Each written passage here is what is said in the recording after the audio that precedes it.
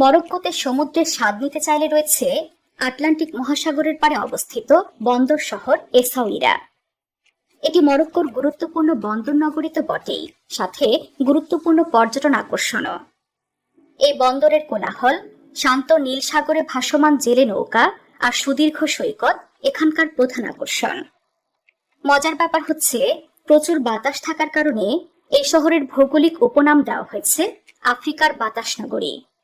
তবে যারা নিরিবিলি জায়গায় সময় কাটাতে চান তাদের জন্য রয়েছে ইমসওয়ানে গ্রাম। এই স্থানটি এমন একটি জায়গা যা দেখলে মনে হবে যেন প্রকৃতির কোলে লুকানো এক ছোট্ট স্বর্গ।